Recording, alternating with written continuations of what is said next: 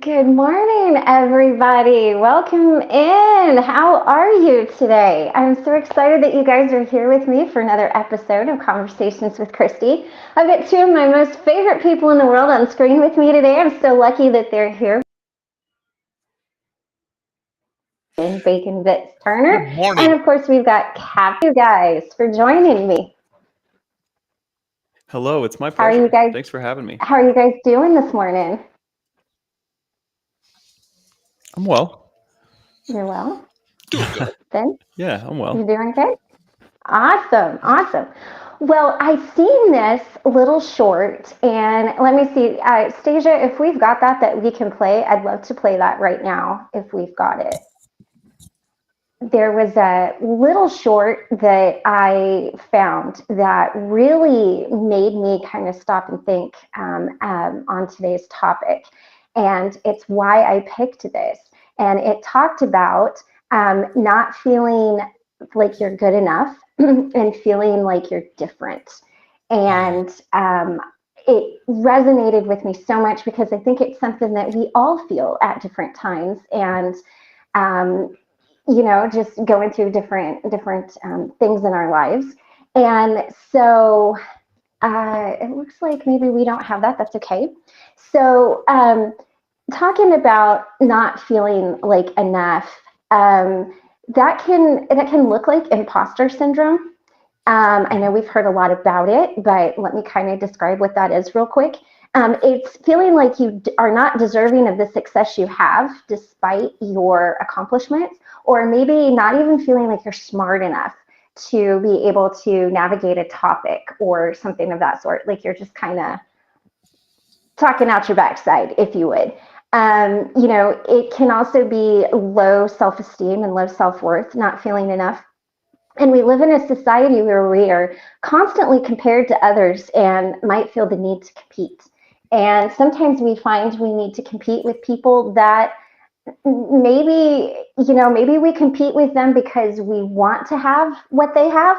And maybe we compete with them because we think that we're better than they are. And that, like, why are they having this success or this great marriage or this whatever when I'm a little bit, maybe you feel a little bit above them in some way, because I think that can go both ways, and we want to feel better than others, and like I said, and not as good as some. We did do a couple other videos on self-esteem and self-worth, so if you want to kind of revisit that topic, go back and check those out on the channel.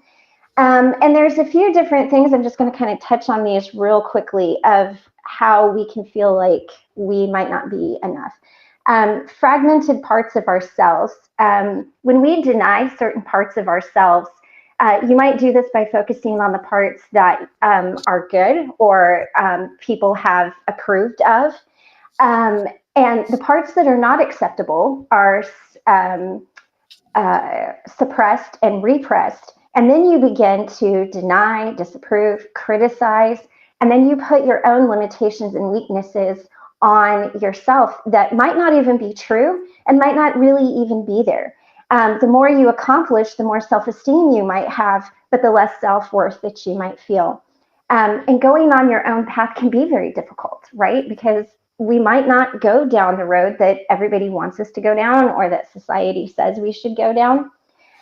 Perfectionist tendencies, feeling anxiety and depression, And this is not only high standards, it's the need to be perfect. And this can come from a trauma response, or, maybe you grew up in a household that, where someone was very much a perfectionist. It's an emotional state that deals with wanting to meet unrealistic expectations that are not possible at all to achieve. So, right off the bat, you're kind of setting yourself up for failure, and limiting decisions. And then, of course, past trauma and abuse, parenting and upbringing, like, what your parents were like. Were you brought up in religion? Were you not? Were you brought up in a cult? What did that look like? And chronic stress is another one. It's got enormous effects on our bodies. Cortisol and everything like that will kick in. And what happens when your body is in a high state of cortisol is that your ability to process things, digest food, that kind of stuff, it goes down. And because it's not considered, it's those are non-emergency body processes. So that's literally where brain fog comes from. Certain parts of our dialogue, our brain's like, oh, well, we're in a high state of stress, and this could be whether you're suffering from food struggles. It could be as you're detoxing or going through recovery. It could just be maybe you're in a really unhealthy relationship in your life or situation. And so those parts are going to shut down until your body kind of gets that cortisol under control. Some of the things you can do to break the cycle is start by slowly integrating parts of you that you deny, criticize, hate, or are ashamed of, or you hide from others into your life. Self-worth depends on acceptance of all parts of yourself, not just what you think is good. So that shadow side, that icky side, that side we all don't want anyone to see, that's a part of who we are too. You are only you that there is, so love yourself just the way you are. And believe, and this was really powerful to me. And I'm going to read this, and then we're going to kind of quit going over the facts. And I want to kind of hear what you guys think. Believing you were powerless and had no control over a situation is a way to work through this psychologically. However, it could give more power to those who abused you. And it's easier for the brain to file the experience as a threat rather than a dangerous past. So having it be a current threat, as opposed to something that has happened to you. I just see Tommy Bird there. Hey, I'm really bad at roll call, y'all. So please, if you see anybody, guys, on the screen that you want to say hey to, feel free. I just kind of jump in and get going because my brain is like swirling and I just gotta So that's kind of what I've got for that. I didn't really find a whole lot about thinking that or feeling like you are different. There wasn't a whole lot of information out there on that. So we got the good chunk here. And then I'd like to see what you guys think about that, or your experiences. Wow, there's quite a bit there, actually. Yeah. The You know, the limiting belief that we are not good enough is actually extremely common. This can be evidenced in employee self-evaluations. It's very common. I think it's over 80% of most employees, when asked to evaluate themselves, will be incredibly harsh on themselves. It's actually mhm, very rare to find people that play themselves up. And we're not talking narcissism, we're not talking any of that, right, but it's just your right. basic way of looking at yourself. There's a saying that's used in the body language community, and it's saying behaviorally, and that is the organism does what made the organism successful, meaning we will take behaviors that we learn as children and we will repeat them. That particular belief, I'm not good enough, we've learned kept us safe to some extent because you do not go out and venture, you do not make waves, you know, when you're faced with people, usually with boys, but I imagine the same works with girls. When you're Mhm. given a bunch of people, oh, you think you're all hot, you think you're Mhm. all that. No, no, no, I'm nothing special. And so we learn that behavior and repeat it often. And that's the way limiting behaviors are, is that they are tools that keep us safe as children. But Mhm. we've ingrained them in our lives so much Right. that they're default. And it takes quite a bit to get those out. That makes me think of something I wanted to say. You were talking about that involves, Christy was saying it involves accepting the dark side as well as the good in Mhm. oneself. I just wanted to point out that dark side, that nasty side of us, has a purpose. That Mhm. protective pool that Ben was just describing. I mean, that nasty side of us shows up to protect us. And it may Mhm. be the improper reaction to today's events, but loving that side of oneself is assisted by understanding it, the purpose of it, and valuing that. Right? If I didn't have that Yeah. nasty side, I wouldn't have gotten out of some pretty sticky situations. And on the other hand, it's probably gotten me into some sticky situations too. But It's No, I go ahead. agree. It's really fascinating when you start digging in on human behavior. Realize the brain actually makes split-second decisions, and it's actually Mhm. always or usually defaults to keeping us safe. So it will be overly paranoid, and that's exactly what Spanx. Yeah, I can't point the right direction. That's exactly what Spanx was talking about earlier. That there is Yeah. we're pre-programmed to think the worst. Absolutely. And, isn't that, let me raise this up here. Oh, that's exact. Stasia, you're so on it. She highlighted this comment. It's a strange feeling wanting everything to be perfect when you don't believe in yourself. And isn't that amazing how we can want our lives to look a certain way, and yet we have this inner dialogue, we have this part of us that just doesn't think that we deserve it for whatever reason, is scared of success sometimes, is nervous of what that looks like. And going to what Spank said, well, first of all, be Hendrix. It takes confidence to express what you just commented, Jenry. It takes a lot of confidence. It really does. That shadow side, that dark side of us, it really is an important side, because nothing is ever just all good, right? Like you can't just have sunshine all the time.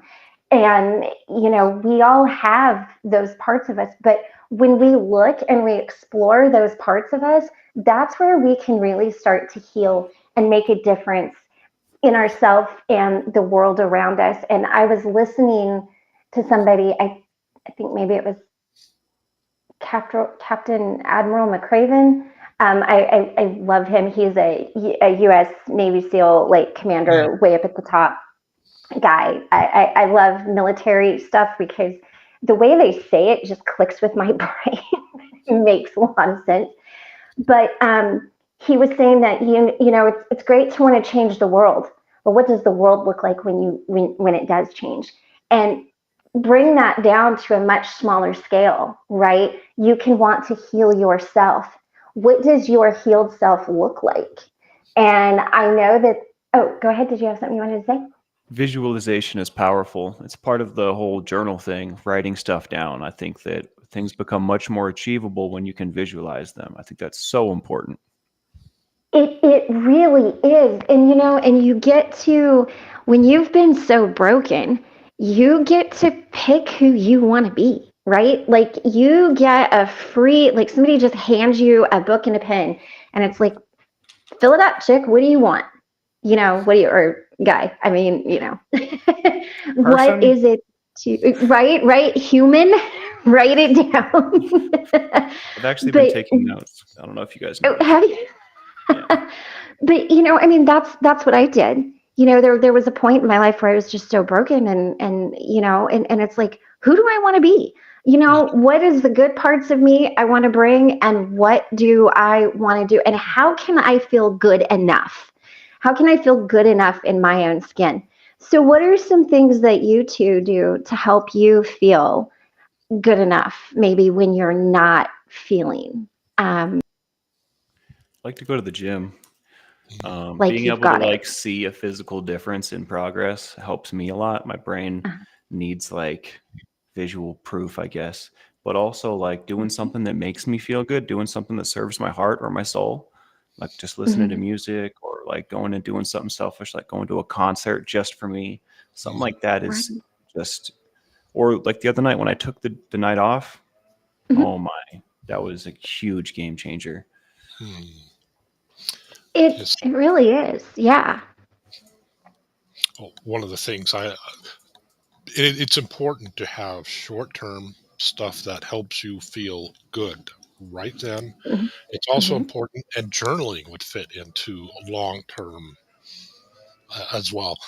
But one of the things that I like to do is confront uh, limiting beliefs. I'm not good enough, being the most popular of those. Almost every example I've seen, people listing out limiting beliefs in different places, they all contain some iteration of "I'm not good," you know, whatever. Uh, b- Awareness Mhm. plays a huge role into that limiting belief, even if it's just I mention this often.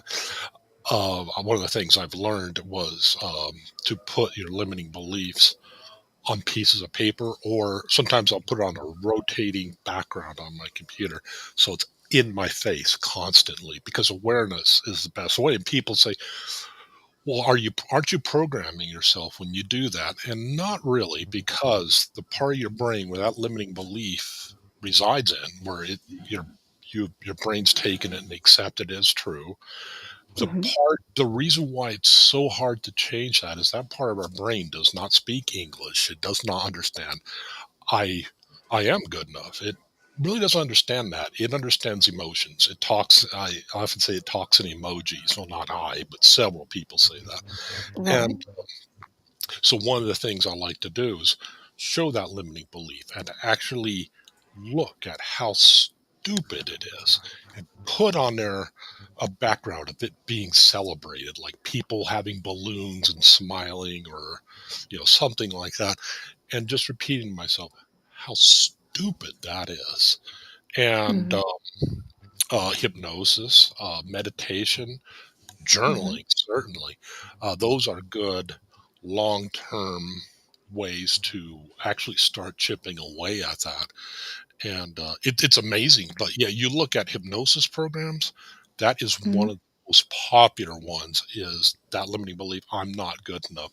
You can find tapes on, no, you can find, hypnosis sessions on weight loss and smoking and things like that. But self confidence is a huge one. Yeah, Mhm. it's very common. So, I also find positive affirmations to be very, very helpful. The way you said the limiting beliefs always in your face. I feel like I like to do the same thing, but with like positive affirmations. I don't know why. I've never thought about it the way that you presented it, and that's a very curious take. I might have to try that.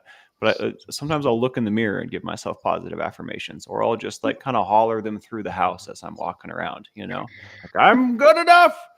Sorry to yell in your ear, but No, no, you're good. that kind of thing helps me a ton, and it's fun. You get to be a little wacky and kooky, and it's great. Yes.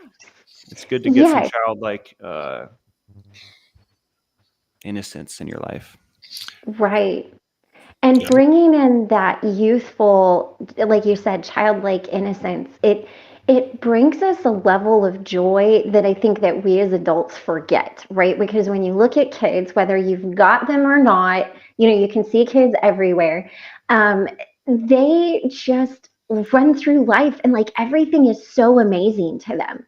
A lot of times they'll be seeing things for the first time or experiencing things for the first time, and they just have a happy child that's laughing is one of the best things I think, and bringing that into your life and into your home is amazing. And like, I love, I can just picture you, Spanx, walking through your house. Oh, good enough. Like, I love it. Dancing is another thing to do.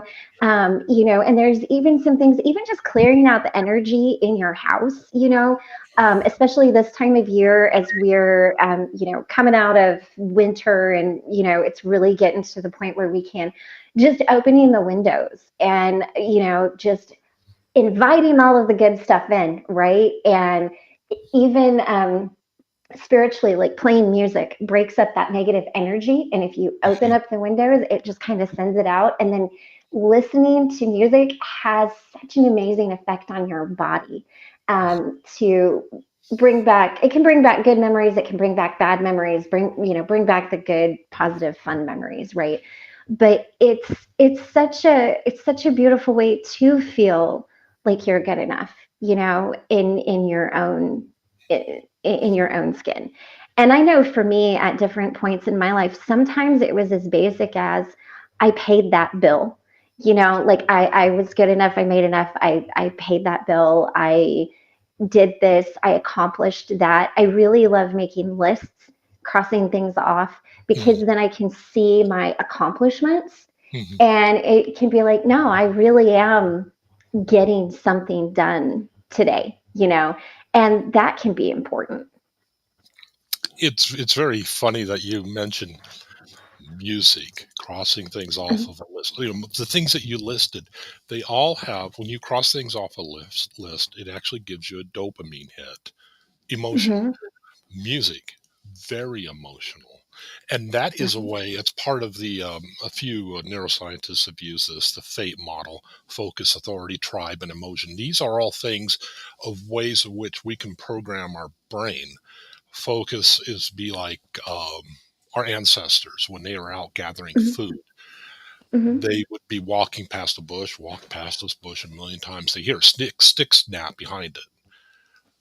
Mm-hmm. It has their focus because that's designed to keep them alive. That could either be a great opportunity, it could be an animal, or it could be a predator. And Right. authority is when you have somebody that you envision as an authority figure. You will automatically, and this is used for good, both good and bad. You will automatically think very highly of that person's opinion. If you see them as an authority figure, you will be naturally Mm-hmm. inclined to agree with what they say. And it's different for every person. I mean, some of us choose poorly. Actually, a lot of us choose poorly. Well, I think all of us choose poorly from time to time. We'll choose, Right. you know, um, celebrities and whatnot. Tribe. These are Mm-hmm. things that are designed to keep us in the tribe, because we're back. If you were kicked out of the tribe, there went your means of support. You are now operating Mm-hmm. on your own. And emotion, the last one. Music will feed the emotion. And there's even a TED talk on this, that the effect music has on people's brains. They put people in an fMRI, and they would let them listen to music, and they said it was, the term they used was electric, that people's brain, different centers of brains, just started popping at emotional music. And Right. that is important. If you look at that sign saying on your mirror, it says, I'm a great person, I'm beautiful, whatever. It's important to look at that and say, yes, I accept that. Get excited about that. Your positive Mm-hmm. affirmations. It works both ways. You can defeat a negative self-image by looking at that belief and thinking that is just complete and utter horse crap. You can also do the same with positive and say, I agree with that. I'm happy about that. I am Right. excited. That is what doing list taking does. It's like, wow, Right. yes, I've done something. I'm worth something. And that is Right. very important. We need a lot of that. Yeah. Spanx, what were you gonna say? A question popped into my head, and I was Mm-hmm. wondering, did you two in particular, or anyone, I guess, for that matter, did you all have high expectations like growing up? I remember personally that my grandparents and my parents and everyone around me, adults, were always telling me that I was going to be great and that I'm so smart and that I'm going to do great Mhm. things and this and that and the Mhm. other. And, I think that, I don't know, but I feel like that contributed. I'm not saying that's a bad thing, but I feel like that Mhm. contributed to like why I don't feel good enough, because I never felt good enough. And I was always being told I'm so great, but I never felt like I matched up to those expectations. Maybe Mhm. I was just curious Yeah. if anyone else has experienced great expectations in Right. their life and had a similar experience. So, first of all, Tommy Bird, happy anniversary, 13th anniversary to you and your wife. That's amazing. Congratulations. I love that. For me, I had like the most amazing childhood. Hey, there you go. I had the most amazing childhood and really wonderful parents. So I had expectations on me, but it was expectations to be a good human who contributed to society. My mom was an oncology nurse, and she was gone a lot between going to school and actually working. She was the breadwinner for our family. So I spent a lot of time with my dad. And, my dad always encouraged us to think for ourselves and that we could try anything we wanted. Like he never told us that we couldn't do it. He might say, well, you have to work a little harder to do that because maybe we weren't naturally inclined to do that. But he really allowed us to explore everything. So as far as being told things like, you're so smart and you're going to go conquer the world and you're going to do these kind of things. No, I really wasn't told that. What I was told was that there wasn't anything that I couldn't do if I put my mind to it. And there was never my dad was a really amazing cowboy, and people from Germany flew him over so that they could teach him so that he could teach them how to ride and rope. And I mean, he was really, really good. I mean, his artwork is in galleries in LA. The saddles and stuff he built is in a museum in Cheyenne. I mean, the just stuff is everywhere. So he always just gave us that freedom to explore what we wanted. And then with my kids, I always told them, I tried to kind of do the same thing. Like with my girls, I was always like, you're smart, you are funny, you are such a good friend. And I did end it with like, you're beautiful, because I didn't want them to think that like they were not attractive people all the way around. But that's kind of how we did it in my family. It wasn't necessarily like you're going to be president. It was you could be if you wanted, and how are you going to get there? And I think that helped us because it also made us, when we decided we wanted to do something, it made us figure out in our mind what that looked like and how we were going to get Mm, there. And mm, then we had to rely on other people to help us get there. So I think the thing is that my dad taught us as well how to ask for help, how to accept help to get to where we're going. Because I know he used to always say, um, no one got where they were by themselves. Like even the richest person that I knew, they didn't get there by themselves. And I don't know what this is, but oldest kiddo, I'm the oldest, and you definitely have a different outlook on life when you're the oldest I bet. I mean, versus the I middle wasn't child or the youngest. I was an only child until I was like, I don't know, my sister's almost half my age. Oh wow. Um, so I was an only child for a while, but it's interesting. Thank you for sharing that. Yeah, I mean that was kind of like a long-winded answer, but It was complete. it was. Ben, you had a very different experience because your mom is a diagnosed psychopath, right? For those who don't know. Did not know. Yeah, so we've got three very different experiences. So, what did yours look like? Because I could see where you might feel not good enough or different. Like, what did that look like for you?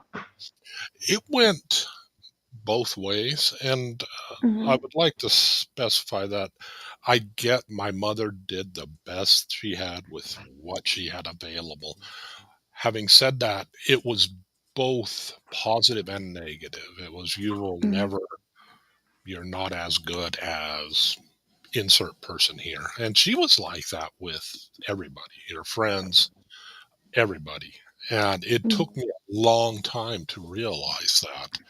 And that's the way psychopaths are narcissists. It's the way it works. But not all narcissists are psychopaths. Um, but yeah, so it went both ways. It was like, you're so good at this, you should explore it. But at the same time, there was also negative reinforcement. You will not, if you don't do X, which is impossible oftentimes, you will not succeed. You will not be as good as. And I find that when you have both positive and negative up against each other, humans will typically always focus, not always, oftentimes focus on the negative and completely disregard the positive. And this is true for people with depression, which I had. mm, We have people with depression will naturally default to assigning negative value to things that are ambiguous. You pass by somebody, mhm, they don't say good morning. That's neither positive nor negative. If you're depressed, you will assign, that person does not like me, even though they may not have even noticed. But that's the way our mhm, brains are geared, especially those in depression. So yeah, it always came off as lip service to me. It I mm, wasn't love that term so much. it wasn't until I went into college and started to work on my own. I tried law enforcement because it was what was expected of me, and failed at it. Well, no, I didn't fail at it. Actually, I just didn't take it seriously. That was a party mhm, time for me. It wasn't until I discovered what I wanted to do and did that on my own, and I started excelling because it was the first thing I really did because I wanted to do it. Like, I don't, mm, not that I didn't care what my parents' opinions are, probably too mhm, much, but it was a little more driven by, no, this is for me. This is what I want. And then I went from C's and B's to A's.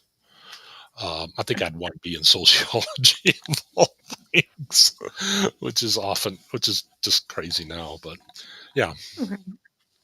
Now, let's talk about feeling different. Um, I know when I was a little girl, I felt very different because you guys might, I'll have to put a picture up on my channel sometime, but my dad looked like he stepped out of the 1800s. And I am not joking. I mean, we're talking big old flat hat. He had the whole big, like, scarf around his neck. We called it wild rags, but like this big, huge. And he always wore a vest and jeans and these tall top boots that came up to his knees and his breeches stuck down in there. I never seen my dad in tennis shoes. I never seen my dad in shorts. I never seen my dad in a t-shirt. He always had um, like long button-up shirts. Oh wait, my brother's the same way.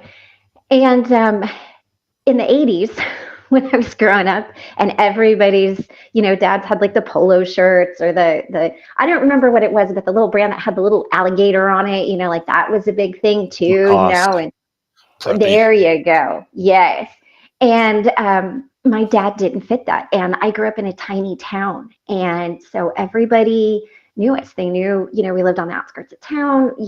My parents weren't rich. I mean, monetarily, we weren't rich. We walked to school a lot. And I got picked on a lot because I kind of really was that Barbara Mandrell song. Like I was country when country wasn't cool. Like I really had the Wranglers and the shirts and everything until I was old enough to figure out, hey, I kind of want to dress like Cyndi Lauper. But I never really fit in. I just always felt like I was just kind of always weird enough and on the outside. Like even the things that I liked, like I liked old movies and I wasn't necessarily into all of the new music and everything. So I wonder, how and Spanx, I'm interested to hear because we know your dad's story. Did you ever feel different? Did you Oh and yeah. how did each of you navigate that? Like what did that look like? Because I think um and I think this ties into with kind of the second phase of recovery is that you've gotten through your stuff. Now looking at it from kind of another person's perspective. So how did you guys feel different? And Spanx, what did that look like for you? I tell you what, this is a fascinating subject. I could go on and on and on about this subject. I definitely felt different growing up. And, no one told me that that was like a bad thing, but judging by the Mm-hmm. way I was treated in relation to being different, it seemed like a bad thing. And I think Mm-hmm. that that comes about because society, like, there's like a conformity to society, like fitting in is important. It's kind of like, man, I could take this so many different directions. Like the body has a bunch of cells, and when something Mm-hmm. foreign shows up, the white blood cells, come or your body has a reaction, right? They Mm-hmm. realize, they recognize this cell doesn't belong. I think that Mm-hmm. society acts very, very similarly. If you're different, I think it should be celebrated. We're all different. That's the secret here is like we're all trying to pretend that we're the same, but we're not at all. And it's a very, very interesting phenomenon to me. I felt very, very different, and I definitely felt like ridiculed for it. But um, it was hard to. Nobody taught me that being different was cool. Nobody taught me Right. uh, that I don't know. It was rough, I have to say. It was really hard. I was definitely a social outcast. When I got to high school, I kind of was like a social butterfly. Like I had like a friend or two in all the cliques. Um, Mm-hmm. and I had beef with people that would mouth off because I couldn't abide that. So I was like an interesting little character. I was an interesting little character. But no, I eventually learned to not take that crap. I eventually learned Mm-hmm. that I set my own value. And that people won't treat you like that if you don't let them. But yeah, it was very strange. Felt How old very. were you when you learned that? Did you figure that out later in life, or did you kind of figure that out kind of early? I figured that out later in life. I think that at that time in high school, I think my success more, and I'm not saying that I was successful, but the whatever amount of success that I did achieve, socially, I think was due to like not caring anymore. Like I spent so much Mm-hmm. time and energy like trying to figure out what the heck was going on or like trying to fit in. Eventually I got Mm-hmm. sick and tired of that. I was like, I'm just going to be me and y'all can do whatever with Piss it. off. Yeah, exactly. I think it was that kind of like whatever attitude that ended up Right. leading me to water. But I'm not saying that that's necessarily the best method. But I could not give it time and energy anymore. Right. Right. Was there one main thing that happened, or was it just like an accumulation of things over? It was definitely an accumulation of things like experiences, learning opportunities, a few Mhm. fistfights, um, social dynamics. Like I'm very observant. I Right. can talk with the best of them, I guess. And I'm Mhm. like when I say observant, I see a lot of things. I see a lot, and some Mhm. of it maybe is my imagination, but I imagine a lot of it is real and just under the surface Right. stuff that I pick up. So um, Mhm. navigating the social dynamics at that time was difficult and complicated, but I made off like a bandit with knowledge. I learned that there was a bunch of people I didn't really want to be around, and they were the cool people. I Mhm. learned that the cool people were, at least in my personal situation, the people that I was vying for their affection were actually a bunch of dirtbags, just a bunch of jerks, bunch of people that weren't worth my time. And I was Right. trying to make myself worth their time, and that's never going to work. You're just going to make yourself less, right? In that endeavor. So I noticed these things through, like I said, a couple fist fights, social interactions, dynamics, being on the football team with people, being on the wrestling team with people. Um, I so I love think what you just said there about how you were trying to make you worth their time. I think we do that a lot. Yeah, I think so. The You thing know? is, we need to be worth our own time. And that's like just Yeah. flip the script on yourself because Right. it has nothing to do with other people. It's all about you and how you view yourself. Hmm. I love that. So insightful. So insightful. Thank you. Um, Tony B, you can message Stasia if you want to. I don't think YouTube will let you, and I don't want you to put your personal email up in here because I don't know who's here, and I don't want somebody reaching out to you. You can, if you want, you can message Stasia, and she, we can get in touch that way. Please don't put any personal stuff up because I'd hate for some awful person to. Not that anybody here is awful, but we never know who watches after. Christy, I think I need to BRB. My tooth is yelling at me. I'm gonna grab some Yeah, floss and some Advil. I'll be back. yeah. Take your time. Ben, what do you have to weigh in on? That was really, really profound what he said. It really was. I'm shocked at the depth of his um, retrospective or his insight being so Mm-hmm. young when he discovered this. I was talking about the fate model earlier, the T Mm-hmm. tribe. There, and I think there still is. I think there always will be a lot of societal pressure to fit in, and I found that in school especially.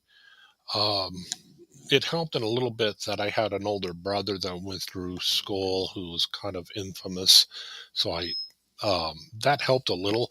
But like for example, I pretty much gained the majority of my height in high school. I grew very fast, very tall. As a result, I was very clumsy, and I found that I kind of fell into the role or leaned into the role that was expected of me from teachers, from my Mm-hmm. older brother. I Mm-hmm. became a party animal because I simply because I liked that. I liked having that reputation. In track and field, when I ran it, I Mm-hmm. pretty much knew I wasn't going to do that good, so I would do all sorts of things to kind of ham it up. I would Mm-hmm. be the person on the bus to have the longest spikes available, and I'd be sharpening them with a file.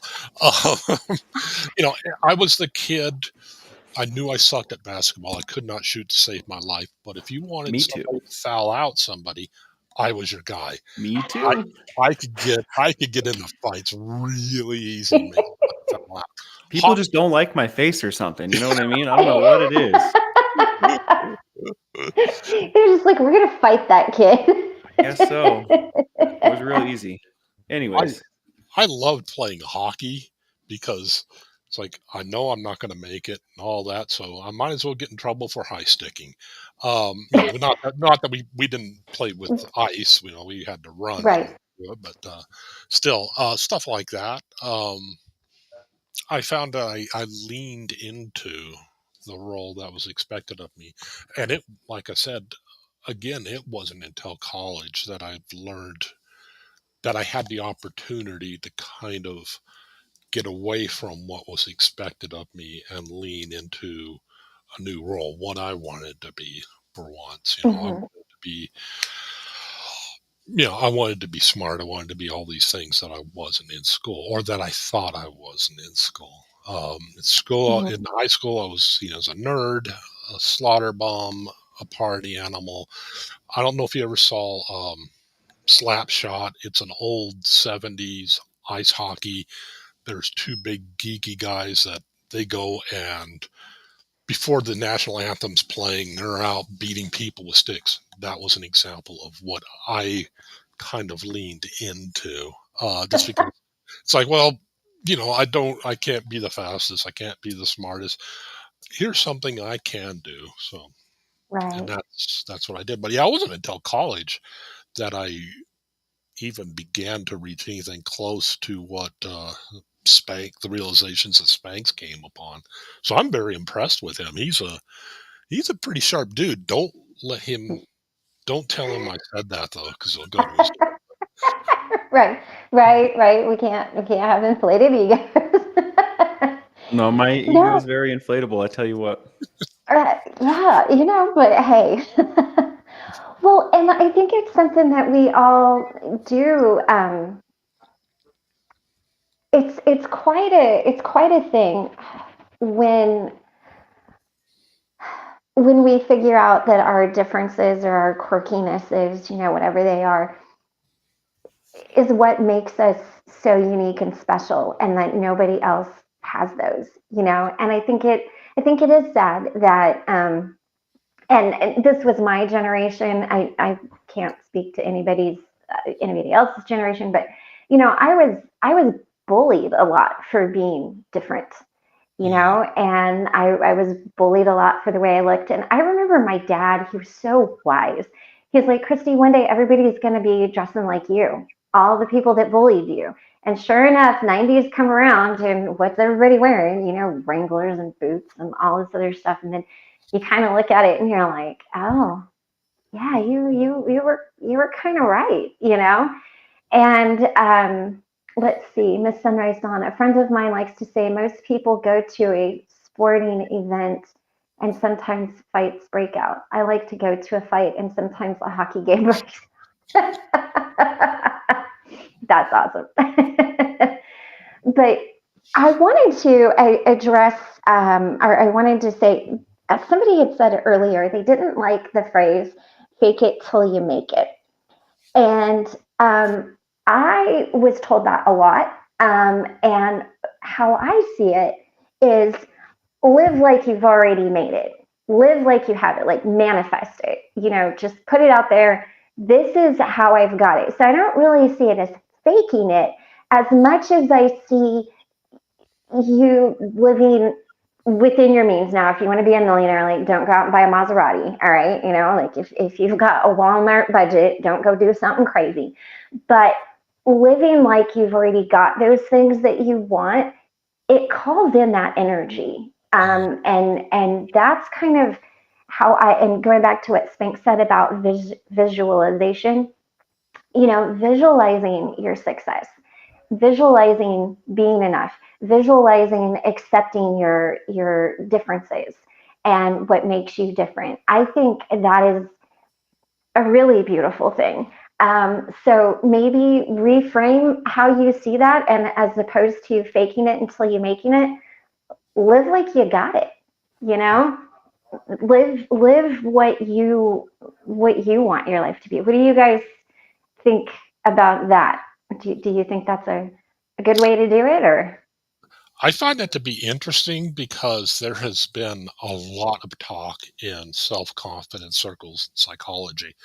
And there's been multiple doctors who've gone up. Cuddy is a good example. Dr. Cuddy, she did a TED talk on Mhm, confidence.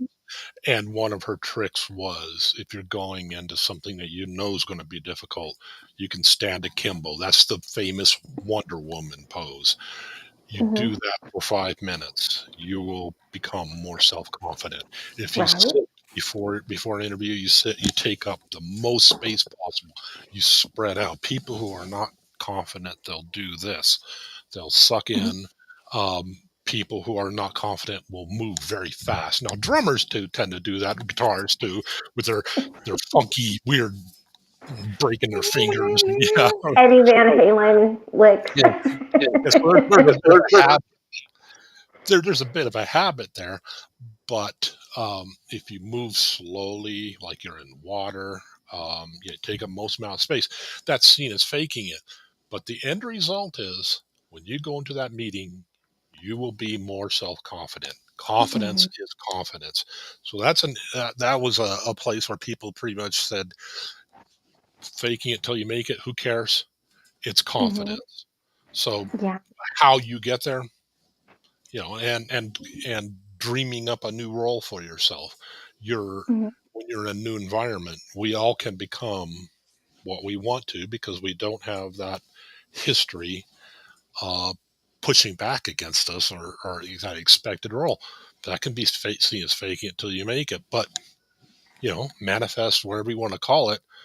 You mhm, do it long enough, you will fall into that. You will develop what you want out of that. So yeah, that's mhm. my 2 cents anyway. Right, right. Thanks. What do you think? Choking on my spit. Hold on. I think I don't like thinking about it like I'm a faker. We're just gonna end up with a bunch of fakers if we're all faking it till we make it, right? So yeah, I Right? think that it's kind of the same concept as what did we say that was better? Darn it. Live as if, right? It's kind of the same Yes, exact yes. concept. You're just framing it differently. And that is game changing. The perspective you look at something from changes the way it looks 100%. In fact, Mm-hmm. often I've used a little tangential squirrel here. I've often used that technique to what am I even talking about? My brain is Swiss cheese this morning. I don't Fake know what I was you make friggin' it. saying it. Confidence. Manifesting and living like you had it. I remember It's all okay. that. It'll come back to you when it comes back to you. Just do this, and we'll stop it. I'm sorry. I Yes. apologize. It was such a No. home run too. Hey. It's twice now. No. Vapor, It happens. vapor lock happens. It does. It does. So I wanted to ask you guys, what is so since we're embracing, we're wanting to embrace these things that like not feeling like you're enough and being different and feeling different. And by the way, since we didn't have the clip, what it was somebody saying that he'd gone to his therapist and his therapist said that the two things that even really really wealthy and CEOs and everybody else with the two things they were afraid of, very successful people, were being seen as being different and not being enough. So even if you have this level of success, like that oh, here, hold on. Maybe this is it. Oh, Loneliness is a here it kind is. of tax we have to pay to atone for a certain complexity of mind. Yeah, there's two things we don't want to be: not enough and different. That's what a therapist said to me recently that came on my podcast. So she goes, I'm a therapist for billionaires, CEOs, and royalty. She goes, the two things are that people struggle with fundamentally are feeling different, and the second one is not feeling like you're enough. Lonely. Makes sense to And me. that's what motivated this whole talk. And I thought, if you can be a billionaire and a CEO and still feel that way, then it is a very real thing.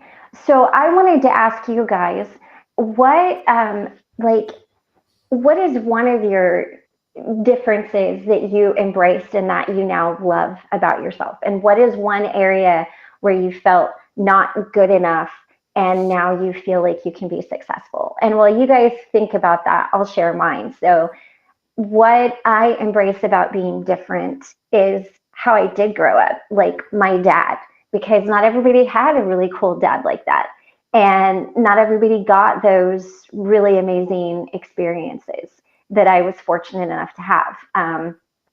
And so I really embrace that because he really did give me the freedom to just be myself, whatever that looked like. And not being enough, I tell you what, it was really hard for me to start this channel because I didn't think I would be good at it. I didn't think that, I had what it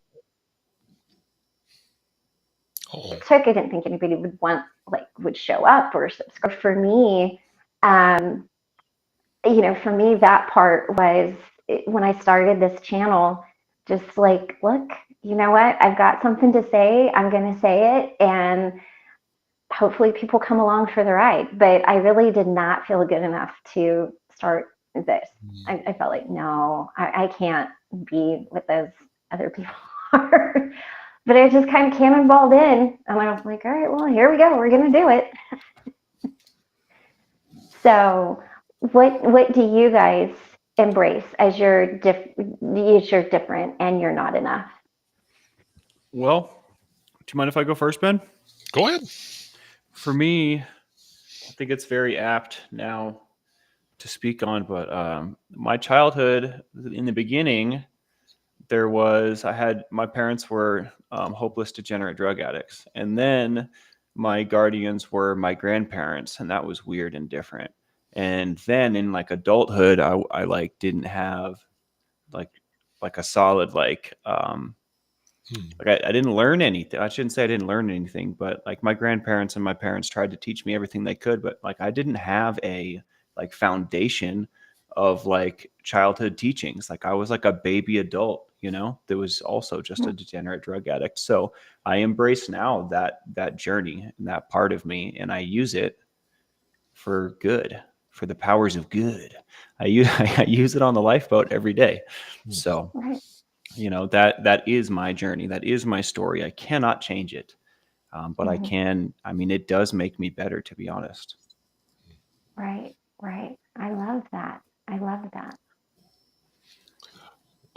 One of the things that I was seen as different in, and I realize everybody to some extent has this, but I had critically low self confidence. I mean, you'd be walking down the street, I'd always be staring at the deck, on ground, um, taking up as little space as possible. And going along the journey, getting into the people I've worked with in neuroscience, and not that I'm not saying I'm a neuroscientist. I've worked with neuroscientists, worked for them. Critical distinction there.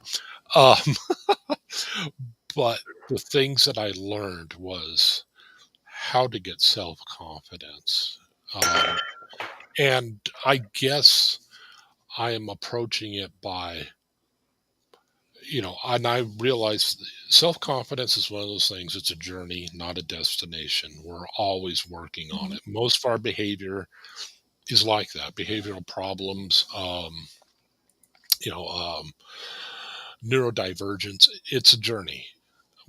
It's not a destination. But I realize now that I can point to that and say, look at the distance I've come. If I can do it, if I can stand up in front of a crowd room of people, or at a drafting event or a GIS event in front of 400 people and not curl up in abject fear of public speaking, if I can do it, then literally anybody can do it. And there's hope. There's different ways to come upon it, but that I like to kind of that is what I like to do with my frailties, shortcomings, whatever. Is just say, I've worked on I have different amounts of success from different ones, but I like to say, look, if I can do this, so can you. Right. Right. And that can Right be on. so reassuring too, is like, hey, you're not alone and people have gone through this. We are almost to the top of the hour. I wanted to keep this at about an hour so that everybody can get on to their day and everything else they got going on. But as usual, I would like for you guys to leave me with a final thought or a final word on today's topic, what you think about this, and what you got for me. Me and Ben? Both of you. Yeah. I was thinking in my head, she's talking to chat. We're gonna get a bunch of Yeah. comments. I'm chilling. Um, I think we should celebrate our unique differences and quit trying to fit in. I know that there's this societal thing, like it's like a trust, like a tribal, like it's in our genes. Like I understand that, and it probably has a purpose. But maybe we should just start baby steps, celebrating each other's unique differences, because that's what truly makes us special. You know what I mean? Not everyone can be an amazing engineer. Not everyone can be an amazing public speaker. Not everybody can like feel as deeply as some other people. I don't know. Some people are less sensitive. Everyone has these unique qualities. We're so diverse. It's so special. I think that we should start appreciating it a little bit more. I love that. I love that. Ben, what kind of insight do you have? I think that everybody has a story, and that we have all had ways in which we can help people. There there's such a diverse amount of knowledge on the boat, on Chrissy's channel. You name the channel. There is just, everybody has such different experiences. And if you pop on there with a problem, I may not understand. I don't understand addiction. I don't know why I was blessed with the genes where I couldn't. If Lord knows, I probably deserve to become an alcoholic. But there are plenty of people on there that can understand it, can speak to it, and who've had victory. And there's people who are working on it and say, hey, I haven't gotten there yet, but I'm working on it, and neurodivergence, you name it. So, I guess my final thought would be, yeah, there's all of us have something of which we can offer somebody else. I like that. Yeah, you guys both, you always have such wise points. And I think I am going to end with my final thought. I'm just going to go off of what Spank said. Celebrate our unique differences. So, go out today if you're visiting with somebody. If can you tell them in the Midwest? If y'all are visiting out there, write something. Tell somebody something about them that's unique that you appreciate. Like, give them a little boost of confidence today. Let somebody know that they're enough. Go spread that in the world, because if we're struggling with it, if you're struggling with it personally, other people are struggling with it, and be the encouragement that you would love to have in your life. So you guys stay on screen. I'm going to go ahead and we are going to end this today. Make sure to check out Needing a Meeting. I don't mean to point at you. Make sure to check out Needing a Meeting today at 3:40 Central. The boat is going to go live this evening. And if you want more on self-esteem or self-worth, we've got some other videos for that. So I appreciate you all. And I'm going to let Stasia do her thing and take us out.